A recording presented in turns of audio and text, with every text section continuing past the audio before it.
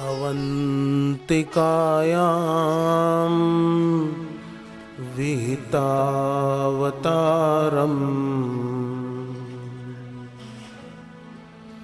मुक्तिप्रदानाय च सज्जनानाम् अकालमृत्यो परिरक्षणार्थम्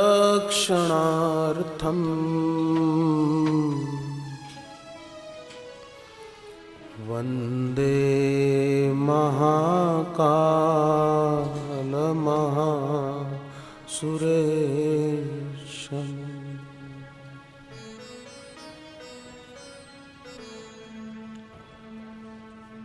श्रीमत्परब्रह्म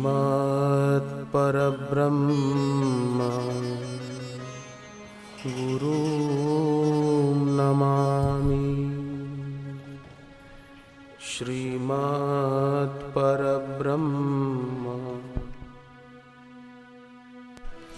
गुरुं स्मरामि। श्रीमत्परब्रह्म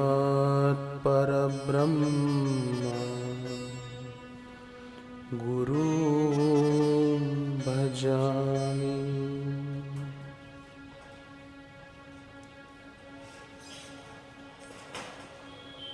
हरि ओम।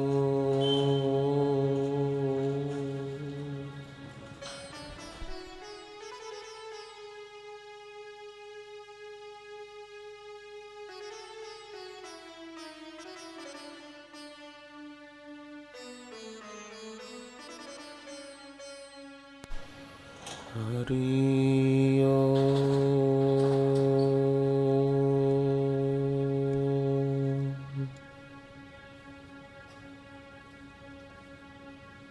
भगवान महाकाल की नगरी उज्जैन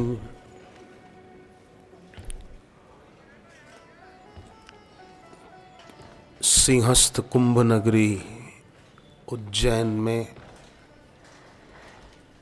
इस पवित्र पौष मास में पूर्णिमा के पावन पौषी पूर्णिमा के पावन पर्व निमित्त जो ये आयोजन हुआ है,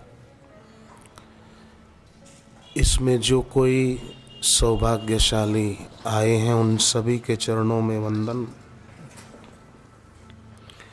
इस पवित्र तीर्थ भूमि में बैठकर सत्संग सुनना, जप तप करना, ये अपने आप में बहुत महिमावंत है।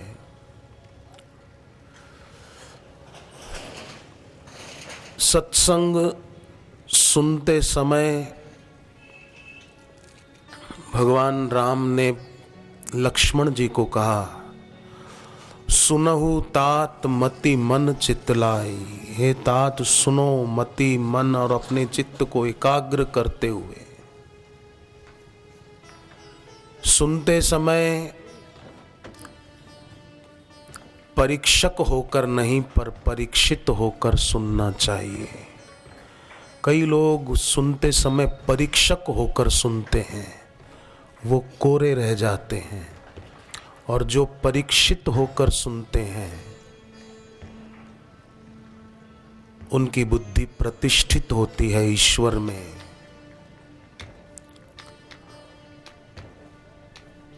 सुनते समय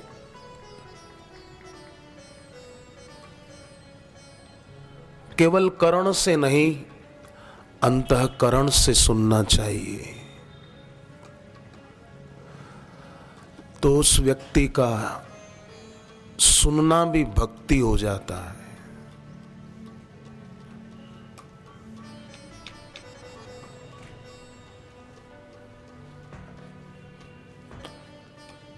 सन्मुख होकर सुनना चाहिए। सन्मुख होकर सुनना मतलब स्थूल अर्थ ये होगा कि गुरुदेव के सामने उनके चरणों में बैठकर सुनना, ये सन्मुख होकर सुनना है।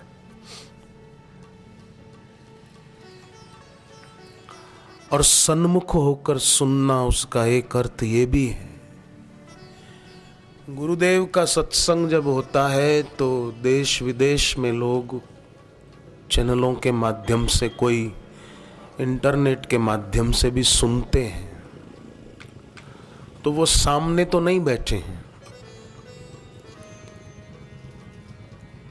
अपने अपने घरों में बैठे सुनते हैं। तो क्या उनका सुनना सफल होगा कि नहीं? बिल्कुल सफल होगा। जो भी सन्मुख होकर सुनते हैं उनका सुनना भी भक्ति बन जाता है। और सन्मुख होकर सुनना मतलब ग्रहणशील बुद्धि के द्वारा, ग्राहक बनकर के गुरुदेव के कहे हुए वचन वो मेरे लिए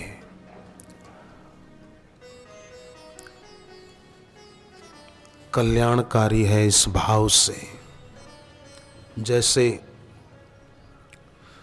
अर्जुन ने ठान लिया कि मुझे अपना उद्धार करना है, इसलिए अर्जुन भगवान से कहते हैं मेरे कल्याण का उपाय बताइए, मेरी भलाई किसमें है। ईश्वर और ईश्वर प्राप्त गुरु साधक की भलाई जानते हैं कि किसमें है। मनुष्य सृष्टि की सर्वश्रेष्ठ रचना है, ऐसा इस कारण माना जाता है कि इस योनि में आकर मनुष्य अगर चाहे तो देखे हुए जगत के प्रलोभनों को ठुकरा कर बिना देखे हुए वास्तविक जीवन की ओर अग्रसर हो जाए। चाहे तो मनुष्य ऐसा हो सकता है कि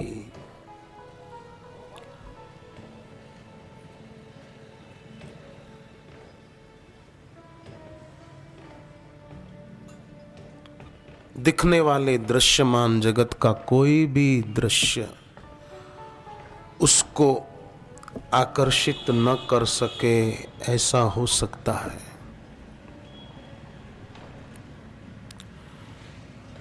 अपना उद्धार करे, ऐसा हो सकता है।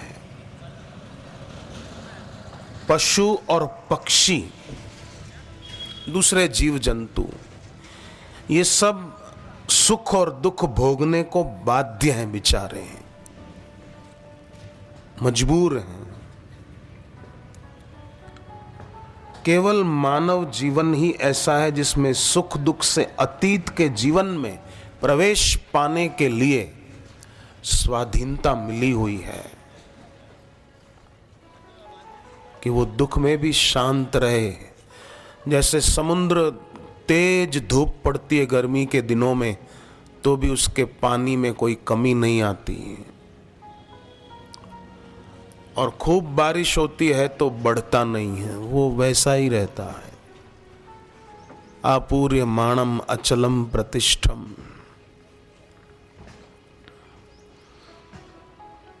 तो ये सुंदर रचना मनुष्य शरीर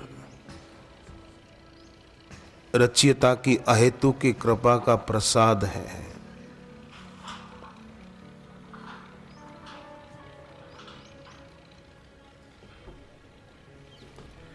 और फिर उसमें भी ऐसे स्थान पर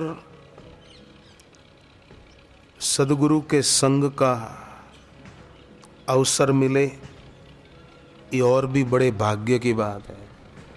इस पवित्र नगरी उज्जैन के 7 नाम और भी हैं, और वो 7 नाम क्यों पड़े थे, उसके पीछे भी बड़ी सुंदर और सांकेतिक गाथाएं हैं। मैं आपको वो बताना चाहूंगा आज। बहुत सांकेतिक अर्थ हैं उसके।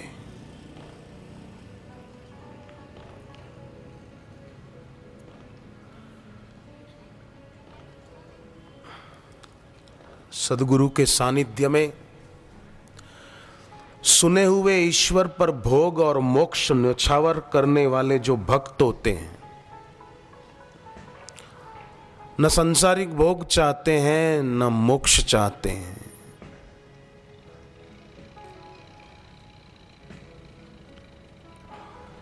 ऐसे भक्त पर जगत और जगतपति दोनों मुग्ध हो जाते हैं।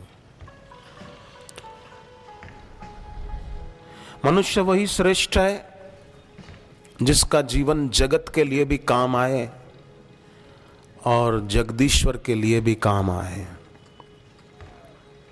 जगत के लिए काम आएगा सेवा के द्वारा, परोपकार के द्वारा, और जगतपति के लिए काम आएगा कि भक्ति तो करे, जप तप व्रत उपवास आदि करे, परंतु फल अपनी ओर न खींचे और उसके बदले में न चाहे कुछ। तो जगतपति के लिए भी उपयोगी हो गया।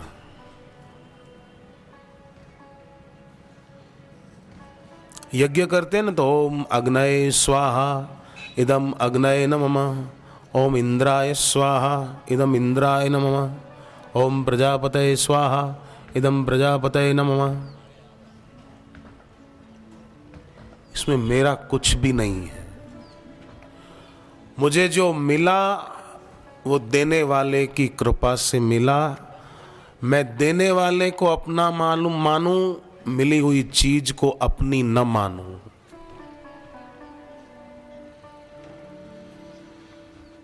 संसार है लेने वाला, ईश्वर और गुरु हैं देने वाले। इंसान के हाथ की बात है, लेने वाले के तरफ खींचेगा कि देने वाले में मन लगाएगा। जो लेने वाले संसार के तरफ खींचेगा, संसार उसको नींबू को निचोड़ कर फेंक दे, कोई ऐसे फेंक देगा। और जो देने वाले में मन लगाएगा, उसके नाम का जप करेगा, उसके नाम की दीक्षा गुरु से लेगा, तो देने वाले की रहमत से उससे और बहुत बहुत कुछ मिलता ही चला जाएगा। अब ये मनुष्य के हाथ की बात है, निर्णय उसके हाथ में है। रचयिता ने स्वतंत्रता भी दी है,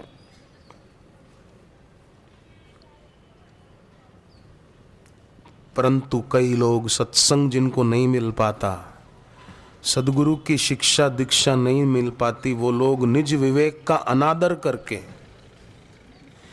मिले हुए का दुरुपयोग करके और दिखने वाले दृश्य में सत्य बुद्धि करके और उसको पाने की कामना करके अपने को मोह लोभ रोग और शोक में बांध लेते हैं।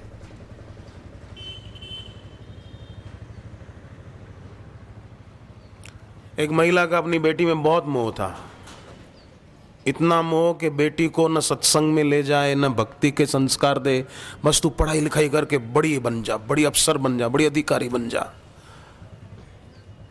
मैं कहता भी था उसको कि आप इसको सत्संग के संस्कार दो, खाली जगत की पढ़ाई क्या खाक काम आएगी, भगवान की भक्ति काम आएगी, सत्संग काम आएगा।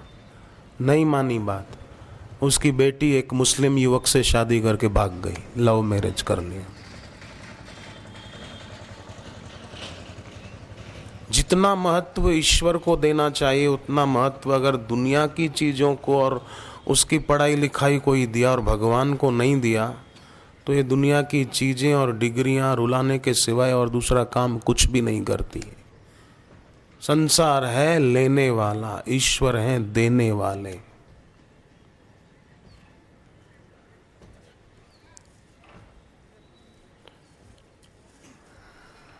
और एक लड़की ने, उसके माता पिता उसको ले गए लड़का दिखाने के लिए, तो लड़की कमरे में ही बैठी थी। जब लड़का तैयार होकर आया तो लड़की को भाई लेने आया कि चलो। तो लड़की ने अपने मोबाइल के वॉलपेपर पे गुरुजी की तस्वीर लगा रखी थी। उसने तस्वीर देखनी चाहिए कि दर्शन करके फिर आती हूँ मैं, तो मोबाइल उसका बंद हो गया। बैटरी तो चार्ज थी फिर भी बंद हो गया। भाई को कहा कि चलो घर चलते हैं, गुरुजी मना कर रहे हैं। वो घर आ गई। 3 दिन में पता चला कि वो लड़का जुआरी था, पकड़ा गया था पुलिस में, ले दे के छूट कर आया था। कन्या ने बताया कि मुझे गुरुजी पहले ही ना कह रहे थे, इसलिए मैंने लड़के को देखा ही नहीं, मैं चली आई। तो सत्संग थे, भक्ति के संस्कार थे, तो कैसे रक्षा हो गई। एक और ऐसी बेटी थी यूपी में, उसकी सगाई हो गई। सगाई के कुछ दिन बाद रिश्ता टूट गया, तो लड़की बहुत दुखी हुई, माँ बाप दुखी हुए, लड़की के और रिश्तेदार दुखी हुए कि ऐसा कैसे हो गया। तो रात को सपने में उस बेटी को गुरुदेव ने दर्शन दिया और कहा मैंने ही ये रिश्ता तोड़वाया है। लड़की ने पूछा क्यों?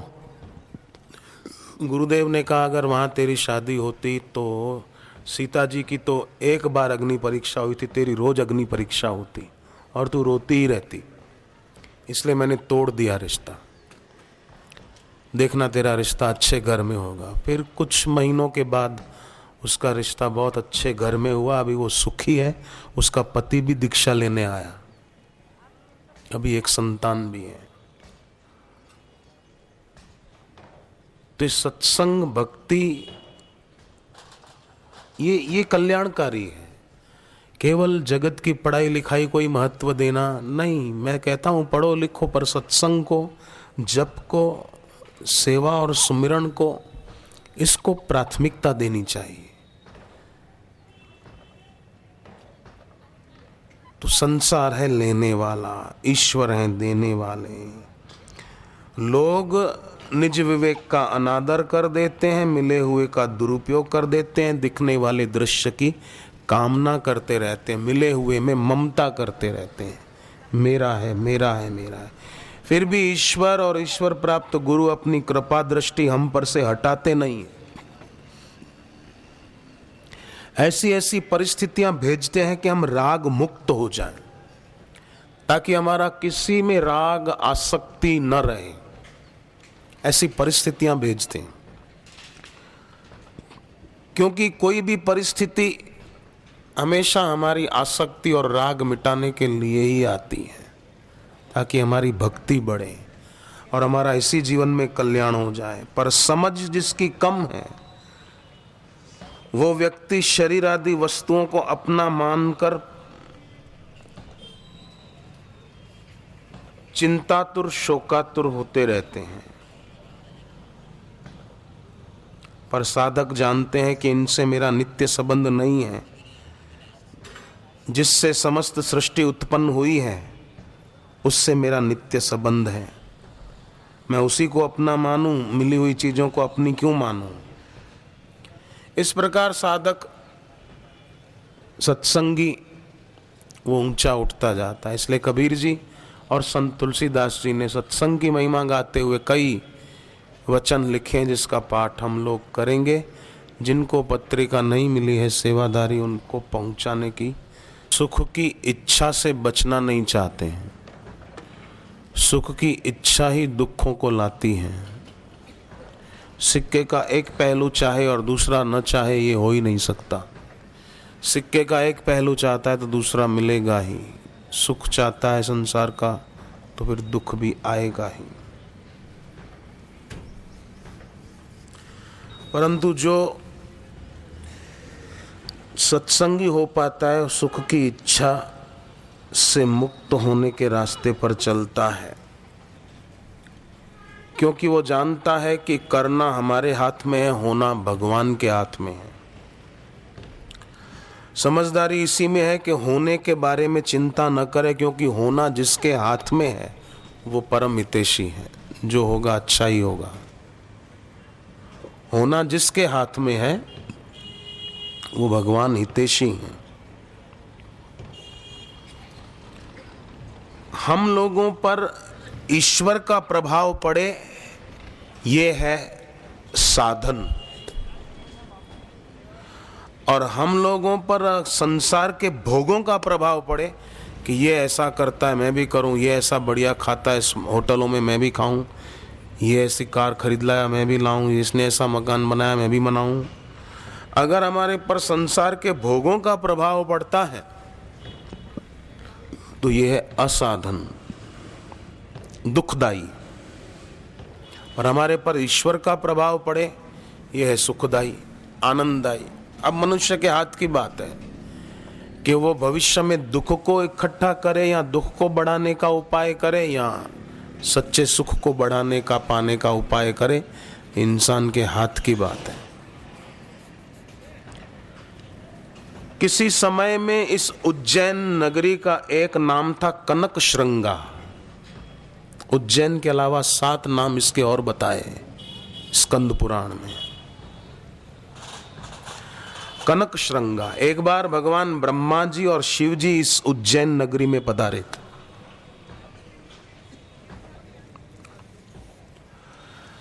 और इस अद्भुत पुरी में विचरण करते करते ब्रह्मा जी और शिव जी, भगवान विष्णु एक स्थान पर शांत विराजमान थे, वहां पहुंच गए। परस्पर प्रणाम किया। विष्णु भगवान शिव जी से बोले, आप इस भूतल पर कैसे पधारे? तब ब्रह्मा जी और शिव जी एक साथ बोल पड़े कि जहां आप वहीं पर हम। आप यहां तप कर रहे हैं तो हम भी आ गए। शिव जी ने कहा, अच्छा ये तो बताओ। भगवान विष्णु से कहा कि ये पुरी आपने कब बसाई? हम भी यहीं रहेंगे। विष्णु भगवान ने कहा, भले रहिए, स्वागत है आपका। शिव जी फिर बोले कि इस स्वर्णमय शिखरों से सुशोभित अद्भुत पुरी को देखकर हम बहुत खुश हुए हैं। उस जमाने में ऐसे शिखर या ऐसे स्थान रहे होंगे स्वर्णमय शिखरों से सुशोभित।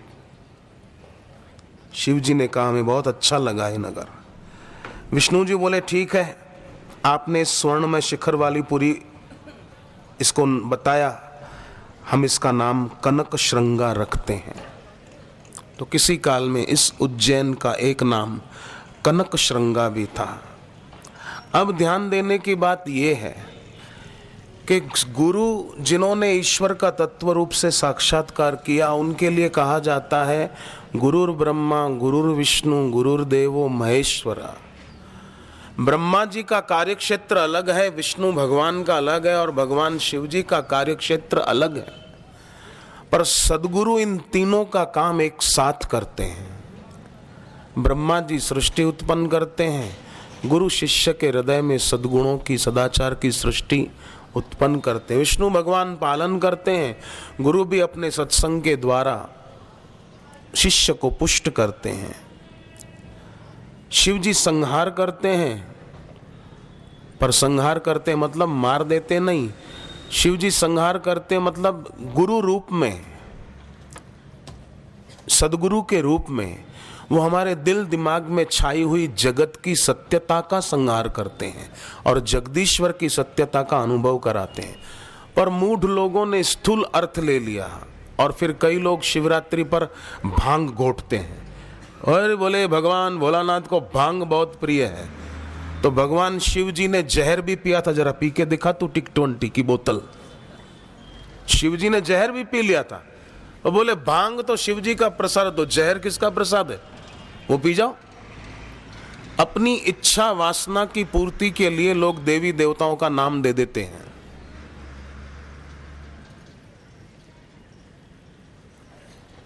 कि पशु की बलि चढ़ाओ देवी के आगे, पर किसी शास्त्र में नहीं लिखा देवी के आगे पशु की बलि चढ़ाओ।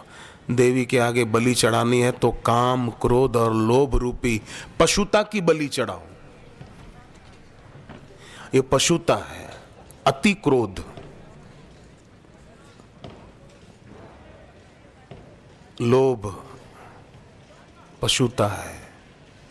मन में पशुता आई तो शरीर पशु का मिलने में देर नहीं लगेगी। अगला जन्म पशु का तैयार हो गया, क्योंकि मन में तो पशुता आ ही गई, अब तन में भी आ जाएगी, शरीर वही मिलेगा। तो विष्णु पालन करते हैं, शिव जी संहार करते हैं।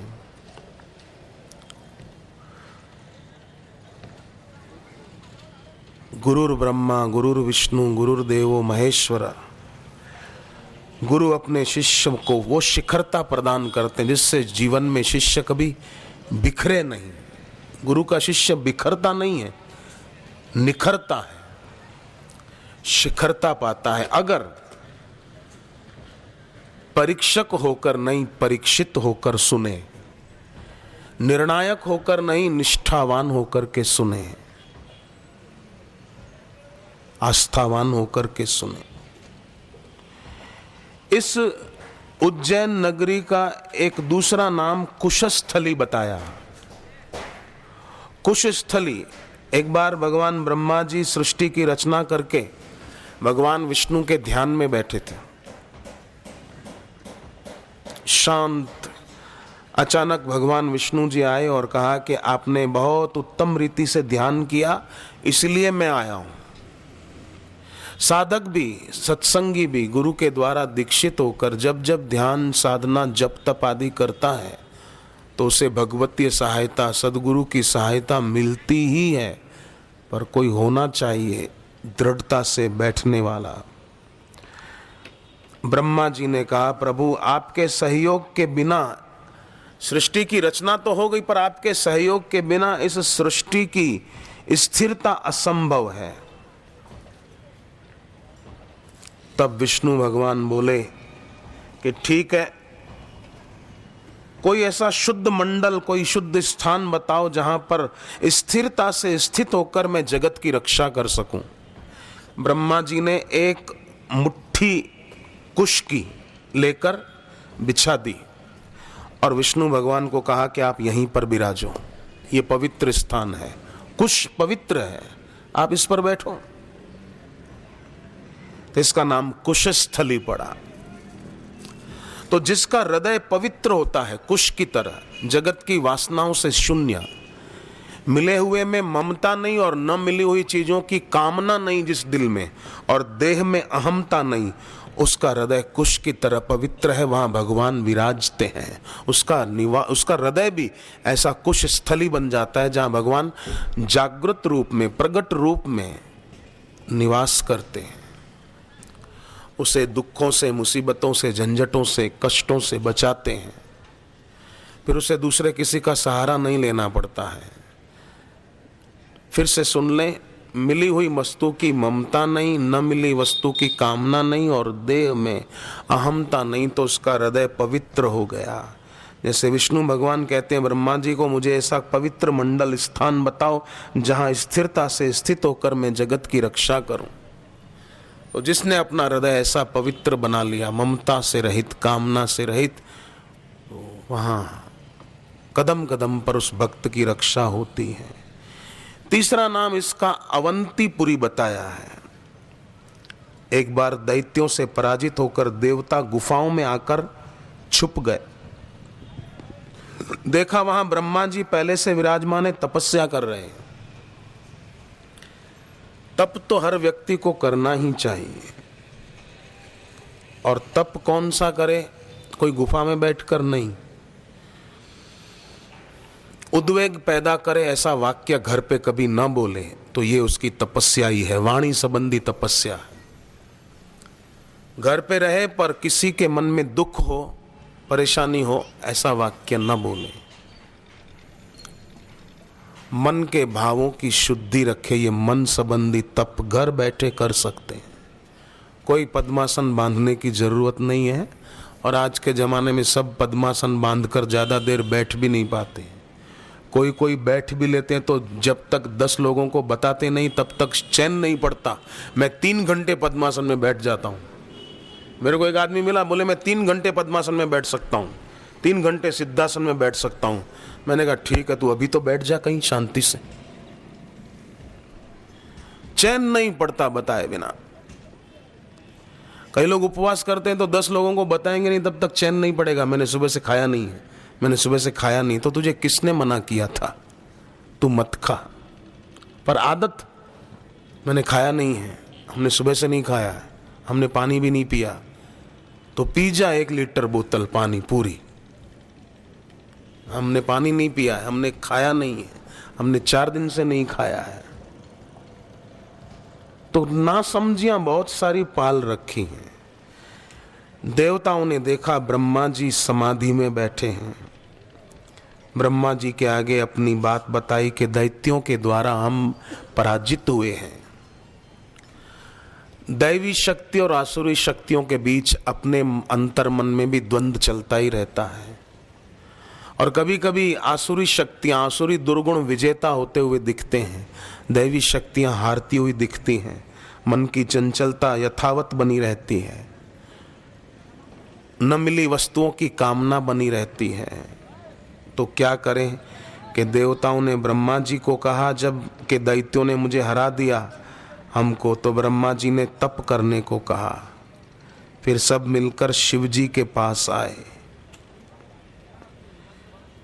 सदगुरु की शरण में जाने से और गुरु के द्वारा दीक्षित होकर जप तप करने से वो शक्ति प्राप्त होती है कि हम दुर्गुणों पर हावी हो सकें, दोषों पर हावी हो सकें। अवंतीपुरी देवता पराजित होकर जिस क्षेत्र में आकर बैठे थे गुफाओं में, वो ये स्थान अवंतीपुरी। अवन मतलब,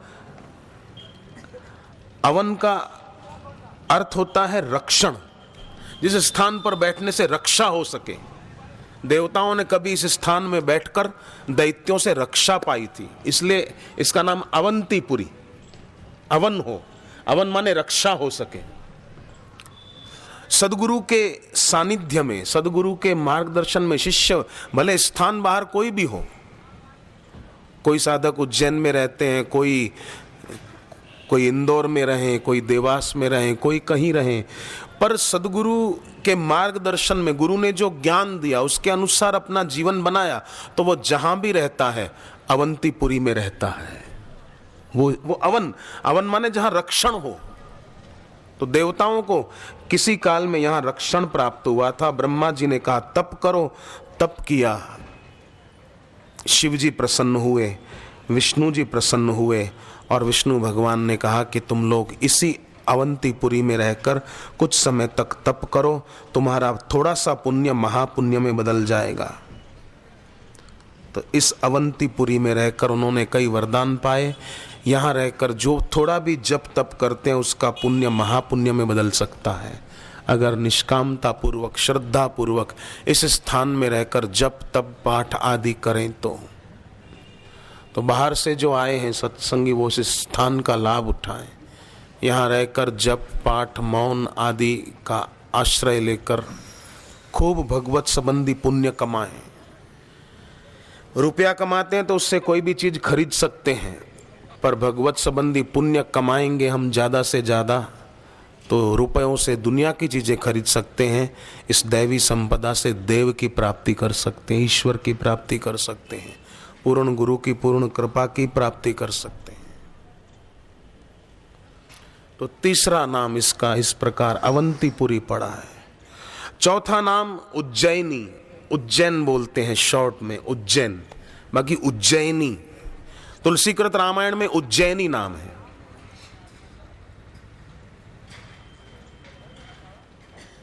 काकभुशुंडी गरुड़ को कहते हैं कि किसी काल में अयोध्या में जब अकाल पड़ा तो मैं उज्जैनी आया था। गएऊ उज्जैनी सुनु उरगारी, तुलसीकृत रामायण में इसका नाम उज्जैनी लिखा है। तो उज्जैनी नाम क्यों पड़ा कि त्रिपुर नामक एक दैत्य था, वो राक्षस सबको परेशान करता रहता। राक्षसी वृत्ति वाले लोग आज भी कई होते हैं, उन लोगों को परेशान किए बिना उनको चैन नहीं पड़ता। तो त्रिपुर नामक दैत्य था, उसने एक तप करके ब्रह्मा जी से वरदान पा लिए थे, और उस वरदान के द्वारा वो लोगों को परेशान करता रहता था। आसुरी शक्तियों ने भी तप किए तो वरदान पाए। मनुष्य अगर तप करेगा तो वरदान क्यों नहीं पाएगा? और तप कौन सा? जंगल में जाकर नहीं बैठना है, घर पे रहकर ही समता रूपी तप करना है। मनचाही न हो, अनचाही हो जाए तो शांत रहेंगे, ये भी गुजर जाएगा। ये तपस्या है। अपने सदगुरु की पूजा करना, शुद्धि रखना, अहिंसा का व्रत पालना, ये तप है। मांसाहार न करना, कोई करता हो तो उसको सद्बुद्धि देना, सद्प्रेरणा देना, ये भी तप है।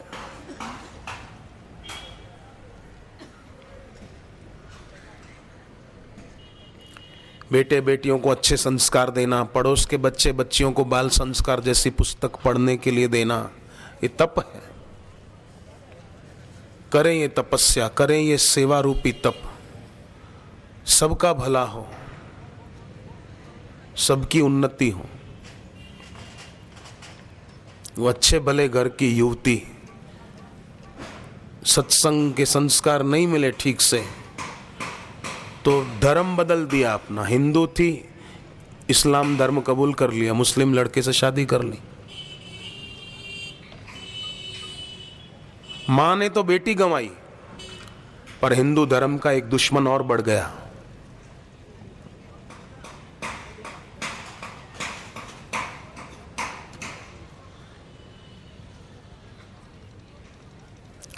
इसलिए बहुत विद्यार्थी भाई बहनों को सत्संग, गुरु की दीक्षा, इसकी बहुत जरूरत है।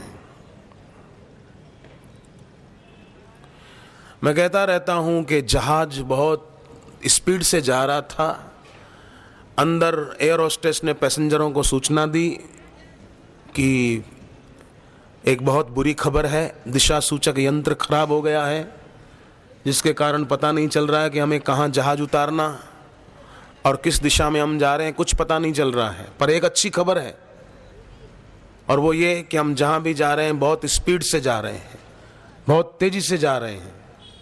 अब जहाज कहाँ उतारना पता ही नहीं है, किस दिशा में जा रहे हैं ये भी पता नहीं है, और बहुत स्पीड से जा रहे हैं। अब ये कोई अच्छी खबर है? स्पीड से जा रहे हैं तो पेट्रोल भी तो स्पीड से खर्च हो रहा है, और पेट्रोल खत्म हो जाए तो कहाँ जाओगे?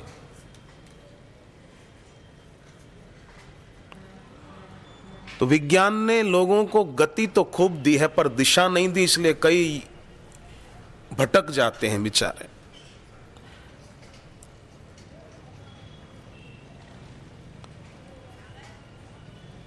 चाहते हैं सुख, पर ऐसा करते हैं जिसके बदले में मिले दुख।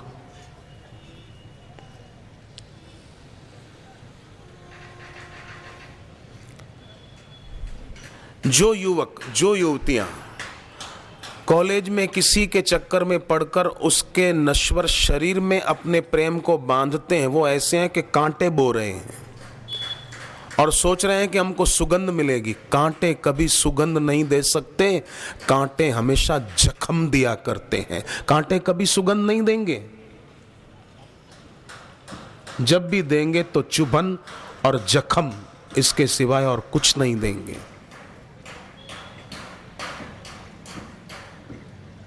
जिसने भी किसी के शरीर में आसक्ति की, वो तो ऐसा है कि गंगा जल तो गौमुख से लेकर के आया, पर घर में लाकर ऐसे पात्र में रखा जिसमें से गंगा जल बहते बहते बहते बहते बर्तन खाली हो गया।